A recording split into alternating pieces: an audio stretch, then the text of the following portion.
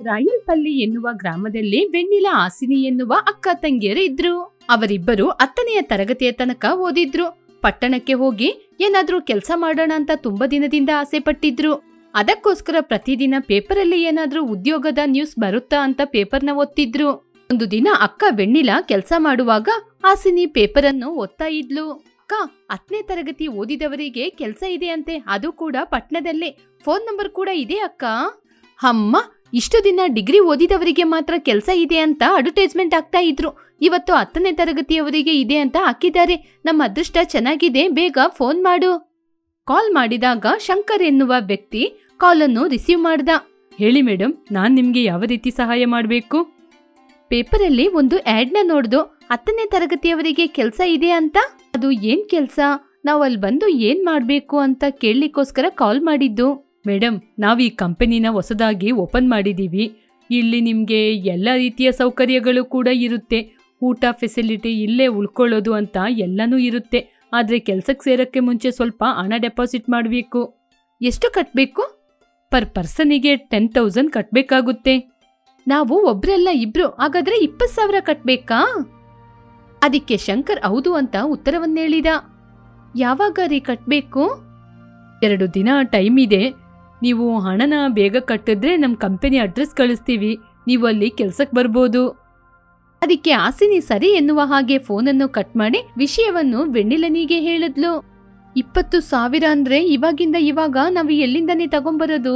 ಒಳ್ಳೆ ಅವಕಾಶ, ಆದ್ರೆ ನಮ್ ಜೊತೆ ಹಣ ಇಲ್ವಲ್ಲ, ಏನ್ ಮಾಡೋದು? ಅಕ್ಕ, ನನ್ನ ಓಲೆ ನಿನ್ನ ರಿಂಗು, ಅದನ್ನ ಮಾರಿದ್ರೆ ನಮಗೆ ಬೇಕಾದ ಹಣ ಸಿಗುತ್ತೆ. ಅದರಲ್ಲಿ ಸ್ವಲ್ಪ ಹಣನ ಅಲ್ಲೇ ಕಟ್ಬಿಡೋಣ. ಉಳಿದ ಹಣವನ್ನು ನಮ್ಮ ಖರ್ಚಿಗೋಸ್ಕರ ಇಟ್ಕೊಳ್ಳೋಣ. ನಮ್ಮ ಸಣ್ಣ ಪುಟ್ಟ ಖರ್ಚಿಗೆ, ನಮಗೆ ಊಟಕ್ಕೆ ಅಂತ ನಮ್ ಕೈಯಲ್ಲೂ ಸ್ವಲ್ಪ ಹಣ ಇರ್ಬೇಕಲ್ವಾ? ಅದಕ್ಕೆ ವೆಣ್ಣಿಲಾ ಕೂಡ ಒಪ್ಕೊಂಡ್ಲು. ಹೀಗೆ ಅವರಿಬ್ಬರು ಅದೇ ಊರಲ್ಲಿರುವ ಒಂದು ಚಿನ್ನದ ಅಂಗಡಿಗೆ ಬಂದು ಈ ಚಿನ್ನಕ್ಕೆ ಎಷ್ಟು ಹಣ ಸಿಗುತ್ತೋ ಅಷ್ಟೊಂದು ಹಣ ಕೊಡಿ ಅಂತ ಕೇಳಿದ್ರು. ಆ ಚಿನ್ನವನ್ನು ಪರೀಕ್ಷೆ ಮಾಡಿ 40,000 ರೂಪಾಯಿನ ಕೊಟ್ರು. ಹಣವನ್ನು ತೆಗೆದುಕೊಂಡು ಸಂತೋಷದಿಂದ ಮನೆಗೆ ಬಂದ್ರು. ಶಂಕರಿಗೆ ಕಾಲ್ ಮಾಡಿದ್ಲು. ಏನ್ರಿ, ನೀವು ಹೇಳಿದ ರೀತಿ 20,000 ರೂಪಾಯಿನ ನಾವು ರೆಡಿ ಮಾಡಿದೀವಿ. ಹಣವನ್ನು ಹೇಗೆ ಕಳಿಸ್ಬೇಕು? ನಾನ್ ನಿಮಗೆ ಒಂದು ಅಕೌಂಟ್ ನಂಬರ್ನ ಕಳಿಸ್ತೀನಿ, ಆ ನಂಬರಿಗೆ ಕಳಿಸಿ. ಹಾಗೆ ಅಂತ ಹೇಳಿ ಅಕೌಂಟ್ ನಂಬರ್ನ ಕಳಿಸಿದ ತಕ್ಷಣ ಸರಿ ಅಂತ ಇವರು ಕೂಡ ಕಾಲ್ನ ಕಟ್ ಮಾಡಿದ್ರು. ಯಾಕೋ ನನಗೆ ಮನ್ಸೇ ಒಪ್ತಾ ಇಲ್ಲ ಕಣೆ. ನಾವೇ ಆಫೀಸ್ ಹತ್ರ ಹೋಗಿ ಆ ಕಂಪನಿನ ನೋಡ್ಬಿಟ್ಟು ಆಮೇಲೆ ಆ ಹಣನ ಅಲ್ಲೇ ಕಟ್ಬೋದಲ್ವಾ? ಸರಿ ಅಕ್ಕ, ಹಾಗೇನೆ ಹೇಳ್ತೀನಿ. ಹೀಗೆ ಕಾಲ್ ಮಾಡಿ ನಾವೇ ಬರ್ತೀವಿ, ಅಡ್ರೆಸ್ನ ಕಳಿಸಿ ಅಂತ ಹೇಳಿದ್ಲು. ಹೀಗೆ ಶಂಕರ್ ಅಡ್ರೆಸ್ನ ಹೇಳ್ದ. ಅವರು ಪಟ್ನಕ್ಕೆ ಹೋಗಕ್ಕೆ ರೆಡಿಯಾಗಿದ್ರು. ಅಕ್ಕಪಕ್ಕದ ಜನರಿಗೆ ತಮಗೆ ಕೆಲಸ ಸಿಕ್ಕಿದೆ, ನಾವು ಪಟ್ನಕ್ಕೆ ಹೋಗ್ತೀವಿ ಅಂತ ಹೆಮ್ಮೆಯಿಂದ ಹೇಳ್ಕೊಂಡ್ರು. ಹೀಗೆ ಸಂಜೆಯಾಯಿತು. ಅವರಿಬ್ಬರು ರೈಲ್ವೆ ಸ್ಟೇಷನ್ ಅಲ್ಲಿ ಟ್ರೈನಿಗೋಸ್ಕರ ಕಾಯ್ತಾ ಇದ್ರು. ತುಂಬಾ ಭಯದಲ್ಲಿದ್ರು. ನಮಗೆ ಕೆಲಸ ಸಿಕ್ತು ಅಂತ ಎಲ್ರ ಜೊತೆ ಹೆಮ್ಮೆಯಿಂದ ಹೇಳ್ಕೊಂಡು ಅಲ್ಲಿ ನಮ್ಗೆ ಎಷ್ಟು ಕಷ್ಟ ಆದ್ರೂ ಕೂಡ ಯಾವುದೇ ಕಾರಣಕ್ಕೆ ನಾವಿಬ್ರು ಕೆಲಸ ಬಿಟ್ಟು ಇಲ್ಲಿ ತಿರುಗಿ ಬರಬಾರ್ದು. ಸರಿ ಅಕ್ಕ, ನಮಗೆ ಎಷ್ಟು ಕಷ್ಟ ಬಂದ್ರೂ ಕೂಡ ಅಲ್ಲೇ ಕಷ್ಟಪಟ್ಟು ಕೆಲಸ ಮಾಡೋಣ. ಹಾಗೆ ಅಂತ ಮಾತಾಡ್ತಿರುವಂಗೆ ಟ್ರೈನ್ ಕೂಡ ಬಂತು. ಹೀಗೆ ಟ್ರೈನ್ ಹತ್ತಿ ಮರುದಿನ ಬೆಳಿಗ್ಗೆ ಪಟ್ಟಣಕ್ಕೆ ಬಂದು ಸೇರಿದ್ರು. ಅವನು ಹೇಳಿದ ಅಡ್ರೆಸ್ ಅನ್ನು ಹುಡುಕಿಕೊಂಡು ಹೋಗುವಾಗ ತುಂಬಾನೇ ಸಮಯವಾಯಿತು. ಒಟ್ಟಿನಲ್ಲಿ ಆ ಸ್ಥಳಕ್ಕೆ ಹೋಗಿ ಸೇರಿದ್ರು. ನೀವು ನನಗೆ ತುಂಬಾನೇ ತೊಂದರೆ ಕೊಟ್ಬಿಟ್ರಿ. ಸರಿ, ಏನಾದ್ರೂ ತಿಂದ್ರಾ? ಹಾಗೆ ಹೇಳಿದಾಗ ಅವರಿಬ್ಬರು ಏನು ತಿಂದಿಲ್ಲ ಅಂತ ಹೇಳಿದ್ರು. ಸರಿ, ಹಾಗಾದ್ರೆ ಬನ್ನಿ ಊಟ ಮಾಡೋಣ.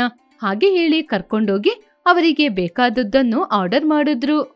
ನೀವೇನು ಭಯಪಡಬೇಡಿ, ನಿಮಗೆ ಅಪ್ಲಿಕೇಶನ್ ಎಲ್ಲ ರೆಡಿ ಮಾಡಿದೀನಿ. ಅದೋ ಎದ್ರಲ್ಲಿ ಕಾಣ್ತಾ ಇದೆಯಲ್ಲ, ಅದೇ ನಮ್ಮ ಕಂಪನಿ. ನಾವು ಊಟ ಎಲ್ಲ ಮಾಡಿದ ನಂತರ ಅಲ್ಲಿಗೆ ಹೋಗೋಣ. ಅದಕ್ಕೆ ಅವರು ಸರಿ ಅಂತ ಒಪ್ಕೊಂಡ್ರು. ಆ ನಂತರ ಶಂಕರ್ ಅವನ ಬಗ್ಗೆ ಹೇಳಿ ಅವರೆಲ್ಲರೂ ಚೆನ್ನಾಗಿ ಮಾತಾಡಿದ್ರು. ಊಟ ಮಾಡಿದ ನಂತರ ಅವರನ್ನು ಕಂಪನಿಗೆ ಕರ್ಕೊಂಡೋದ. ಅವರನ್ನು ಇಲ್ಲೇ ಕೂತ್ಕೊಳ್ಳಿ ಅಂತ ಹೇಳಿ ಹೋದ.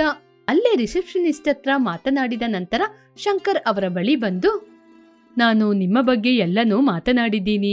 ನೀವು ಮಾತ್ರ ಹಣ ಕೊಟ್ರೆ ನಾನು ಕಟ್ಟಿ ಅಪ್ಲಿಕೇಶನ್ನ ತಗೊಂಬರ್ತೀನಿ. ಹಾಸಿನಿ ಸರಿ ಅಂತ ಹೇಳಿ 20,000ನ ಕೈಯಲ್ಲಿ ಕೊಟ್ಲು. ಅವನು ಅಲ್ಲಿಂದ ತೆಗೆದುಕೊಂಡು ಹೊರಟೋದ. ತುಂಬಾ ಸಮಯ ಆದ್ರೂ ಕೂಡ ಅವನು ತಿರುಗಿ ಬರಲೇ ಇಲ್ಲ. ಹಾಸಿನಿ, ಶಂಕರ್ ಅವರು ಇನ್ನೂ ಬರಲಿಲ್ಲ, ಒಂದ್ಸಲ ರಿಸೆಪ್ಷನ್ ಅಲ್ಲಿ ಕೇಳಿ ನೋಡೋಣ. ಹಾಸಿನಿ ರಿಸೆಪ್ಷನ್ ಹತ್ರ ಹೋಗಿ, ಮೇಡಮ್, ಶಂಕರ್ ಅವರು ಒಳಗೆ ಹೋದ್ರು, ಇನ್ನೂ ಬರ್ಲೇ ಇಲ್ಲ. ಅವರು ಯಾರು ಅಂತ ನನಗ್ ಗೊತ್ತಿಲ್ಲ ರೀ. ನೀವು ಇಂಟರ್ವ್ಯೂಗೆ ಬಂದ್ರಾ? ಒಂದ್ಸಲ ರೆಸ್ಯೂಮ್ ಕೊಡ್ತೀರಾ? ಅದೇನು ಕೂಡ ನಮಗೆ ಅವರು ಹೇಳಲಿಲ್ಲ. ಅಯ್ಯೋ ಹೌದಾ, ನೀವು ಏನು ಓದಿದೀರಾ? ನಾನು ನಮ್ಮ ಅಕ್ಕ 10ನೇ ಕ್ಲಾಸ್ ತನಕ ಓದಿದೀವಿ. ಅಯ್ಯೋ, ಈ ಕಂಪನಿಯಲ್ಲಿ ಡಿಗ್ರಿ MA ಮಾಡಿದವರಿಗೆ ಮಾತ್ರ ಕೆಲಸ ಇರೋದು. ನೀವು ಆ ವ್ಯಕ್ತಿಗೆ ಏನಾದ್ರೂ ಹಣವನ್ನು ಕೊಟ್ರಾ? ಹೌದು ರೀ, 20,000ನ ಕಟ್ಟಿಸ್ಕೊಂಡ್ರು. ಫುಡ್ಡು ರೂಮ್ ಎಲ್ಲ ಅವರೇ ಕೊಡ್ತೀನಿ ಅಂತ ಹೇಳಿದ್ರು. ಟ್ರೈನಿಂಗ್ ಅಲ್ಲಿ ಎಲ್ಲ ಫ್ರೀ ಇರುತ್ತೆ ಅಂತಾನೂ ಹೇಳಿದ್ರು. ಅಯ್ಯೋ, ನಮ್ ಕಂಪನಿ ಹೆಸರು ಹಾಕೊಂಡು ಎಷ್ಟೋ ಜನ ಫ್ರಾಡ್ ಮಾಡ್ತಾ ಇದ್ದಾರೆ. ನಾವು ಕೂಡ ಎಷ್ಟೋ ಸಲ ಇದನ್ನೆಲ್ಲ ನಂಬೇಡಿ ಅಂತ ಪೇಪರಲ್ಲಿ ಆ್ಯಡ್ ಕೊಟ್ಟಿದ್ದು. ಅದನ್ನೆಲ್ಲ ನೀವು ನೋಡ್ಲೇ ಇಲ್ವಾ? ಹೀಗೆ ನಂಬಿ ಮೋಸ ಹೋಗಿದ್ದೀರಲ್ವಾ? ಆಗ ಅವರಿಗೆ ಅವರು ಮೋಸ ಹೋಗಿದ್ದಾರೆ ಅಂತ ಅರ್ಥವಾಯಿತು. ನಡೆದ ವಿಚಾರವನ್ನೆಲ್ಲ ಹಾಸಿನಿ ವೆನಿಲನ್ ಜೊತೆ ಹೇಳ್ಕೊಂಡು ಜೋರಾಗಿ ಅಳ್ತಾ ಇದ್ರು. ಅಯ್ಯೋ, ಅನವಶ್ಯಕವಾಗಿ ನಾವು ಅವನನ್ನು ನಂಬಿ ಮೋಸ ಹೋಗಿದ್ದೀವಿ. ಇವಾಗ ಊರಿಗೆ ತಿರುಗಿ ಹೋಗಿ ಅಂದ್ರೆ ನಾವು ಹೇಗೋಗೋದು? ಯಾವ ಮುಖ ಇಟ್ಕೊಂಡು ಊರಿಗೆ ಹೋಗೋದು? ಹಾಗೆ ಹೇಳ್ಕೊಂಡು ಅಳ್ತಾ ಇದ್ರು. ಆಗ ಆ ರಿಸೆಪ್ಷನಿಸ್ಟ್, ಇಲ್ ನೋಡಿ, ನೀವಿಬ್ರು ಇಲ್ಲಿ ಕೂತ್ಕೊಂಡು ಅಳ್ಬಾರ್ದು. ಯಾರಾದ್ರೂ ನೋಡಿದ್ರೆ ಏನ್ ಆಲೋಚನೆ ಮಾಡ್ತಾರೆ ಹೇಳಿ, ಹೊರಗೆ ಹೋಗಿ. ಹೀಗೆ ಅವರಿಬ್ಬರು ಹೊರಗೆ ಬಂದು ಅಳ್ತಾ ಇರುವಾಗ ಯಾರೋ ಒಬ್ಬ ವ್ಯಕ್ತಿ ಬಂದು ಅವರ ಬ್ಯಾಗ್ನ ಎತ್ಕೊಂಡು ಓಡಿ ಹೋದ. ಅಯ್ಯೋ, ಯಾರಾದ್ರೂ ಅವನನ್ನು ಹಿಡೀರಿ, ಕಳ್ಳ ಕಳ್ಳ ಅಂತ ಹಿಂದೆನೆ ಓಡಿದ್ರು. ಆದ್ರೆ ಅವನು ಸಿಗಲೇ ಇಲ್ಲ. ಅಯ್ಯೋ, ಈ ಪಟ್ಟಣದಲ್ಲಿ ಯಾರನ್ನು ಕೂಡ ನಂಬಲೇಬಾರ್ದು. ನಾವು ಎಲ್ಲಾದ್ರೂ ಯಾಮಾರಿದ್ರೆ ಒಂದ್ ವೇಳೆ ನಮ್ನ ಕೂಡ ಎತ್ಕೊಂಡೋಗಿ ಮಾರಾಟ ಮಾಡ್ಬಿಡ್ತಾರೆ. ಹಾಗೆ ಅಂದ್ಕೊಂಡು ಅದೇ ಹೋಟೆಲಲ್ಲಿ ಬಂದು ಕೂತ್ಕೊಂಡ್ರು. ವೃದ್ಧೆಯಾಗಿರುವ ಆ ಹೋಟೆಲ್ ಮಾಲೀಕರಾದ ಸರೋಜಮ್ಮ ಅವರನ್ನು ನೋಡ್ತಾ ಇದ್ರು. ಹೀಗೆ ರಾತ್ರಿ 10 ಗಂಟೆ ಆದ್ರೂ ಕೂಡ ಅವರು ಅದೇ ಹೋಟೆಲಲ್ಲಿ ಕೂತ್ಕೊಂಡಿದ್ರು. ನೋಡ್ರಮ್ಮ, ತುಂಬಾ ಸಮಯದಿಂದ ನೀವು ಇಲ್ಲೇ ಕೂತಿದ್ದೀರಾ. ನಿಮಗೆ ಏನ್ ಬೇಕು? ಅಳುತ್ತಾ ನಡೆದ ವಿಚಾರವನ್ನೆಲ್ಲ ಹೇಳಿದ್ರು. ಈ ಸಿಟಿಯಲ್ಲಿ ನಾನು ಇಂಥ ಜನರನ್ನು ಒಂದಿನಕ್ಕೆ 10 ಮಂದಿನ ನೋಡ್ತಾ ಇದ್ದೀನಿ. ನನ್ನ ಕೈಯಲ್ಲಾದ ಸಹಾಯವನ್ನು ಮಾಡ್ತೀನಿ, ತಗೊಳ್ಳಿ ಹಣ, ತಗೊಂಡು ಊರಿಗೋಗಿ. ನಾವು ನಮ್ಮ ಊರಲ್ಲಿ ದೊಡ್ಡದಾಗಿ ಮಾತಾಡಿ ಬಂದು ಯಾವ ಮುಖ ಇಟ್ಕೊಂಡು ಊರಿಗೋಗೋದು? ಅದಕ್ಕೆ ಅಂತ ಇದೇ ಊರಲ್ಲಿ ಇರ್ತೀರಾ? ನೀವು ಹೆಣ್ಮಕ್ಳಿಗೆ ಈ ಊರಲ್ಲಿ ಯಾವುದೇ ಕಾರಣಕ್ಕೆ ರಕ್ಷಣೆ ಅನ್ನೋದು ಇಲ್ವೇ ಇಲ್ಲ. ಹೀಗೆ ಅಲ್ಲಿಂದ ಹೊರಟೋಗಿ ಅಂತ ಹೇಳಿದ್ರು. ಅಜ್ಜಿ, ನಿಮ್ನ ನೋಡಿದ್ರೆ ನಮ್ಮ ಅಜ್ಜಿ ರೀತಿನೇ ಕಾಣುತ್ತೆ. ಈ ಹೋಟೆಲಲ್ಲೇ ನಾವು ಏನಾದ್ರೂ ಕೆಲಸ ಮಾಡ್ತೀವಿ. ದಯವಿಟ್ಟು ನಮಗೆ ಒಂದು ಕೆಲಸ ಕೊಡಿ. ಕೆಲಸ ಬೇಕಂದ್ರೆ ಇದೆ. ಇಲ್ಲಿ ಬರೋರ ತಟ್ಟೆ ತೆಗಿಬೇಕು, ಸರ್ವ್ ಮಾಡ್ಬೇಕು, ಪಾತ್ರೆ ತೊಳಿಬೇಕು. ಇದೆಲ್ಲ ನೀವು ಮಾಡ್ತೀರಾ? ಅದಕ್ಕೆ ಅವರು ಸರಿ ಅಂತ ಒಪ್ಪಿಕೊಂಡ್ರು. ಸರೋಜಾ ಅವರಿಬ್ಬರಿಗೂ ಸೇರಿ ತಿಂಗಳಿಗೆ 7,000 ಕೊಡ್ತೀನಿ ಅಂತ ಹೇಳಿದ್ರು. ಅದು ಮಾತ್ರ ಅಲ್ಲದೆ ತಿನ್ಲಿಕ್ಕೆ ಊಟ, ಇರಕ್ಕೆ ಜಾಗ ಅಂತ ಎಲ್ಲನೂ ಕೊಡ್ತೀನಿ ಅಂತ ಹೇಳಿದಾಗ ಅವರು ಒಪ್ಕೊಂಡ್ರು. ಹೀಗೆ ಸ್ವಲ್ಪ ದಿನ ಅವರಿಬ್ಬರು ಅಲ್ಲೇನೆ ಕೆಲಸ ಮಾಡ್ಕೊಂಡಿದ್ರು. ಹೀಗೆ ದಿನಗಳು ಕಳೀತಾ ಇತ್ತು. ಹೀಗೆ ಕೆಲಸ ಮಾಡಿದ ಹಣವನ್ನು ಸ್ವಲ್ಪ ಅವರು ಕೂಡಿಡ್ತಾ ಇದ್ರು. ಇಲ್ಲಿಗೆ ಕೆಲ್ಸಕ್ಕೆ ಅಂತ ಎಷ್ಟೋ ಜನ ಬಂದಿದ್ರು. ನಿಮ್ಮಂತ ಅಕ್ಕ ತಂಗಿನ ನಾನು ನೋಡ್ಲೇ ಇಲ್ಲ. ನಾನು ನಿಮ್ಮನ್ನು ಚೆನ್ನಾಗಿ ಓದಿಸ್ಬೇಕು ಅಂತ ಇದ್ದೀನಿ. ನೀವು ಓದ್ತೀರಾ? ಅದಕ್ಕೆ ಅವರಿಬ್ಬರು ಓದ್ತೀವಿ ಅಂತ ಒಪ್ಪಿಕೊಂಡ್ರು. ಹೀಗೆ ಅವರಿಬ್ಬರು ಹೋಟೆಲ್ ಮ್ಯಾನೇಜ್ಮೆಂಟ್ ಅನ್ನು ಓದಿಕೊಂಡು ಹಾಗೇನೆ ಅದೇ ಹೋಟೆಲಲ್ಲಿ ಕೆಲಸ ಮಾಡ್ಕೊಂಡು ಜೀವನವನ್ನು ಸಾಗಿಸ್ತಾ ಇದ್ರು. ಹೀಗೆ ದಿನಗಳು ಕಳೀತಾ ಇತ್ತು. ಆ ಹೋಟೆಲ್ ಅನ್ನು ಡೆವಲಪ್ಮೆಂಟ್ ಮಾಡ್ಬೇಕು ಅನ್ಕೊಂಡಿದ್ರು. ಅಷ್ಟರಲ್ಲಿ ಸರೋಜಾ ಕೂಡ ಹುಷಾರಿಲ್ದೆ ಮಲಗಿದ್ರು. ನನ್ನ ದೇವ್ರು ಕರಿತಿದ್ದಾನೆ. ನನಗೆ ವಯಸ್ಸಾದ ಕಾರಣ ಮನೆ ಆಸ್ತಿ, ಹಣ, ಚಿನ್ನ, ಬೆಳ್ಳಿ ಎಲ್ಲವನ್ನೂ ನಿಮಗೇನೆ ಕೊಡ್ತಿದ್ದೀನಿ. ಹೋಟೆಲ್ ನನ್ನ ಸ್ವಂತ ಹೋಟೆಲ್ ಆದ ಕಾರಣ ಅದನ್ನು ಕೂಡ ನಿಮ್ಮ ಹೆಸರಲ್ಲೇ ಬರಿತಾ ಇದ್ದೀನಿ. ಆ ಮಾತಿಗೆ ಅಕ್ಕ ತಂಗಿಯರಿಬ್ಬರು ಅಳುತ್ತಾ, ಅಜ್ಜಿ ಹಾಗೆಲ್ಲ ಮಾತಾಡ್ಬೇಡಿ. ನಮಗೆ ಹಣಕಾಸು ಏನು ಬೇಡ. ನಮಗೆ ನೀವೊಬ್ರು ಇದ್ರೆ ಅಷ್ಟೇ ಸಾಕು. ಹೀಗೆ ಅಜ್ಜಿಯನ್ನು ದೊಡ್ಡ ಹಾಸ್ಪಿಟ್ಲಲ್ಲಿ ಸೇರಿಸಿದ್ರು. ಸ್ವಲ್ಪ ದಿನದಲ್ಲಿ ಅವರು ಆರೋಗ್ಯದಿಂದ ಚೇತರಿಸಿಕೊಂಡ್ರು. ಅವರನ್ನು ನೋಡಿ ಸಂತೋಷಪಟ್ರು. ಹೀಗೆ ಚೆನ್ನಾಗಿ ವ್ಯಾಪಾರ ಮಾಡಿ ಹೋಟೆಲ್ ಅನ್ನು ಡೆವಲಪ್ಮೆಂಟ್ ಕೂಡ ಮಾಡಿ ತುಂಬಾ ಹಣವನ್ನು ಸಂಪಾದನೆ ಮಾಡಿದ್ರು. ಹೀಗೆ ಸ್ವಲ್ಪ ದಿನಗಳ ನಂತರ ಶಂಕರ್ ಆ ಹೋಟೆಲಿಗೆ ಬಂದ. ಅವನ ಎದುರಲ್ಲಿ ಒಂದು ಹುಡುಗಿ ಕೂತು ಮಾತಾಡ್ತಾ ಇದ್ಲು. ನಿಮಗೆ ಖಂಡಿತ ಕೆಲಸ ಸಿಗುತ್ತೆ. 50,000 ರೂಪಾಯಿ ಕೊಟ್ರೆ ಕೆಲಸ ಗ್ಯಾರಂಟಿ. ವೆನಿಲಾ ಹಾಸಿನಿ ಅವನನ್ನು ನೋಡಿದ್ರು. ಅವನನ್ನು ಇಟ್ಕೊಂಡು, ಇಷ್ಟು ವರ್ಷಗಳ ನಂತರ ಇವತ್ತೇ ಸಿಕ್ಕಿದೀಯ ಕಣೋ ಹಾಗೆ ಹೇಳಿ ಶೇಖರಿಗೆ ಹೊಡಿತಾ ಇದ್ರು. ಅವನ ಮುಂದೆ ಕೂತಿದ್ದ ಹುಡುಗಿ ಅಲ್ಲೇ ಇರುವ ಹುಡುಗಿ ಜೊತೆ, ಇವನು ತುಂಬಾನೇ ಮೋಸಗಾರ. ಇವನ್ನ ಬಿಟ್ರೆ ಎಷ್ಟೋ ಜನಕ್ಕೆ ಕೆಲಸ ಕೊಡ್ತೀನಿ ಅಂತ ಮೋಸ ಮಾಡ್ಕೊಂಡೇ ಇರ್ತಾನೆ. ನೀವಿಲ್ಲಿಂದ ಹೊರಡಿ. ಇವನ್ನ ನಾವು ಪೊಲೀಸ್ ಸ್ಟೇಷನ್ ಬಿಡ್ತೀವಿ. ಹೀಗೆ ಅವನನ್ನು ಹಿಡಿದು ಅವನನ್ನು ಪೊಲೀಸರಿಗೆ ಹ್ಯಾಂಡ್ ಓವರ್ ಮಾಡಿದ್ರು.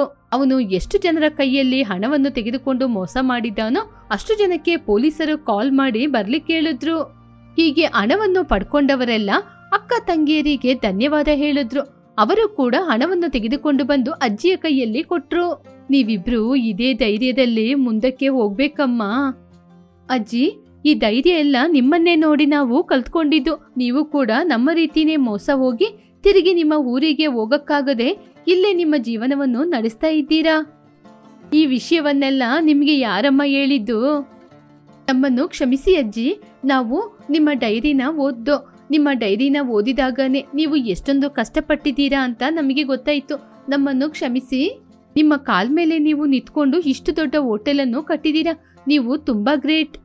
ಆ ಮಾತು ಕೇಳಿ ಸರೋಜ ತುಂಬಾನೇ ಸಂತೋಷಪಟ್ರು. ಹೀಗೆ ಅವರು ಹೋಟೆಲನ್ನು ಇನ್ನಷ್ಟು ಡೆವಲಪ್ಮೆಂಟ್ ಮಾಡಿ ತುಂಬಾ ಹಣವನ್ನು ಸಂಪಾದನೆ ಮಾಡಿದ್ರು.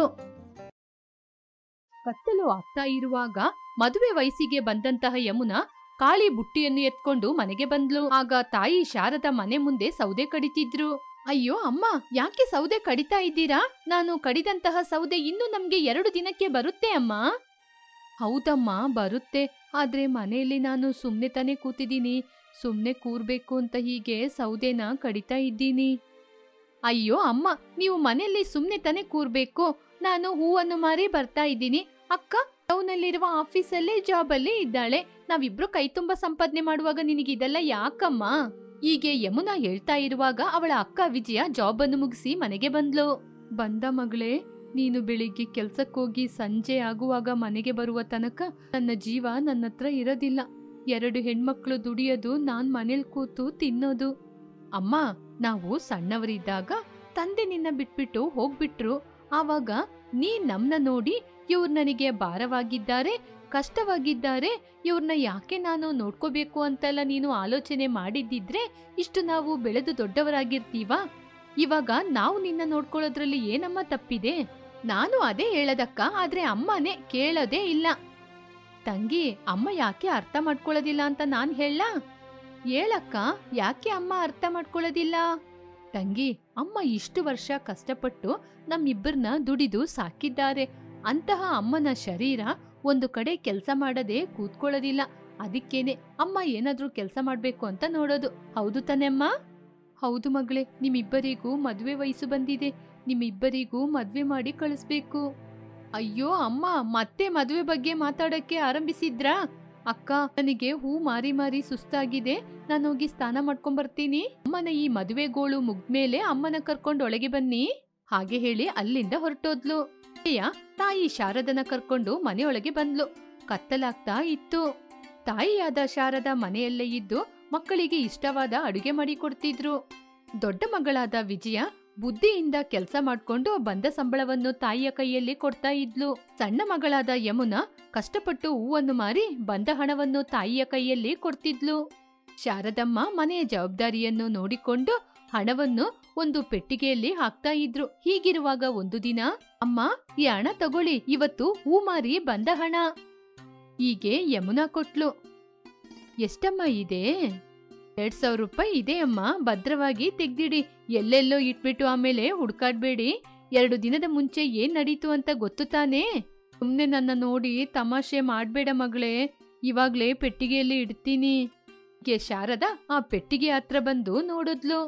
ಪೆಟ್ಟಿಗೆಯಲ್ಲಿ ಹಣನೇ ಇರ್ಲಿಲ್ಲ. ತುಂಬಾ ಗೊಂದಲದಿಂದ ಹುಡ್ಕಾಡಿದ್ಲು. ಆದ್ರೆ ಆ ಪೆಟ್ಟಿಗೆಯಲ್ಲಿ ಹಣ ಎಲ್ಲಿ ಹೋಯಿತು ಅಂತಾನೆ ಗೊತ್ತಿಲ್ಲ. ಯಮುನಾ, ಯಮುನಾ, ಬೇಗ ಬಾ ಅಮ್ಮ. ಪೆಟ್ಟಿಗೆಯಲ್ಲಿ ಇಟ್ಟ ಹಣ ಕಾಣ್ತಾ ಇಲ್ಲ, ಬೇಗ ಬಾ. ಅಳುತ್ತಾ ಹೇಳಿದಾಗ ಯಮುನಾ ವೇಗವಾಗಿ ಅಲ್ಲಿಗೆ ಬಂದ್ಲು. ಪೆಟ್ಟಿಗೆ ಫುಲ್ಲು ಹುಡುಕಿದ್ಲು. ಆದ್ರೆ ಅದರಲ್ಲಿ ಹಣ ಇರಲಿಲ್ಲ. ಹಣಕ್ಕೆ ಬದಲಾಗಿ ಒಂದು ಕಾಗದ ಇತ್ತು. ಅದರಲ್ಲಿ ಏನೋ ಬರೆದಿತ್ತು. ಅಮ್ಮ, ತಂಗಿ, ನಾನು ಈ ಪೆಟ್ಟಿಗೆಯಲ್ಲಿರುವ ಹಣವನ್ನು ತೆಗೆದುಕೊಂಡು ನಾನು ಪ್ರೀತಿ ಮಾಡುವ ಶೇಖರ್ ಜೊತೆ ಮದ್ವೆ ಮಾಡ್ಕೊಳ್ಳಿಕ್ಕೆ ದೇವಸ್ಥಾನಕ್ಕೆ ಹೋಗ್ತಾ ಇದ್ದೀನಿ. ಮದ್ವೆ ಮಾಡ್ಕೊಂಡು 2 ದಿನದಲ್ಲಿ ತಿರುಗಿ ಮನೆಗೆ ವಾಪಸ್ ಬರ್ತೀನಿ. ಅದುವರೆಗೂ ನೀವು ಏನು ಆಲೋಚನೆ ಮಾಡಬೇಡಿ, ಧೈರ್ಯವಾಗಿರಿ, ಹಾಗೆ ಅಂತ ಬರೆದಿದ್ಲು. ನಾನು ಬೆಳೆಸಿದಂತಹ ಮಗಳು ಹೀಗೆ ಮಾಡ್ತಾಳೆ ಅಂತ ನಾನು ಯೋಚನೆ ಮಾಡಿಲ್ಲ.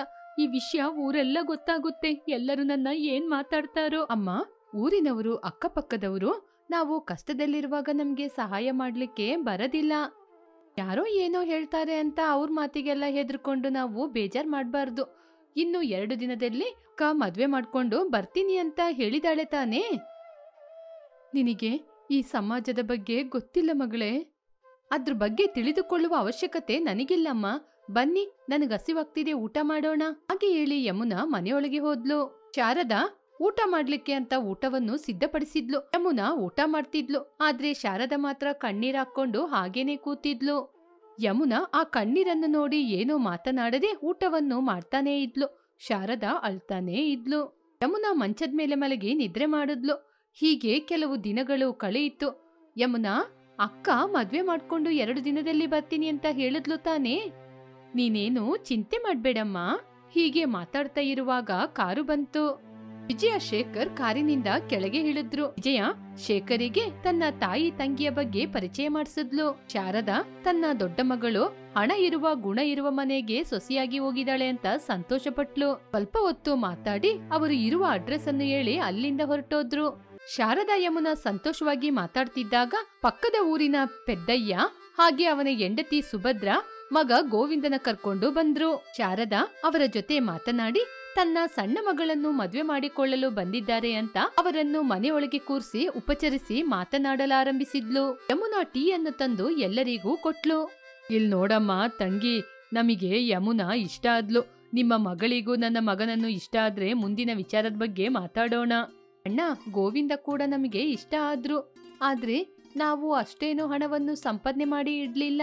ಖರ್ಚೆಲ್ಲ ನೀವೇ ಮಾಡ್ಕೊಂಡು ಯಮುನನ ನಿಮ್ಮ ಖರ್ಚಲ್ಲೇ ಮದ್ವೆ ಮಾಡ್ಕೊಂಡು ನಿಮ್ ಮನೆಗ್ ಕರ್ಕೊಂಡೋಗಿ ನಾನ್ ಸತ್ತೋದ ನಂತರ ಈ ಮನೆ ಮಾರಿ ಹಣ ತಗೊಳ್ಳಿ. ಅಮ್ಮ, ಏನಮ್ಮ ಈ ಮಾತೆಲ್ಲ? ಅಯ್ಯ, ನಾನ್ ಇವಾಗ್ಲೇ ಮದ್ವೆಯಾಗಲ್ಲ. ಅವಳು ಹಾಗೇನೆ ಮಾತಾಡ್ತಾಳೆ ಅಣ್ಣ. ಅವಳು ಮಾತೆಲ್ಲ ಲೆಕ್ಕಕ್ಕೆ ತಗೋಬೇಡಿ, ಬೇಗ ಮದ್ವೆಗೆ ಏರ್ಪಾಡು ಮಾಡಿ. ಹೀಗೆ ಶಾರದಾ ಹೇಳಿದಾಗ ಪೆದ್ದಯ್ಯನ ಕುಟುಂಬ ಒಪ್ಪಿಕೊಂಡ್ರು.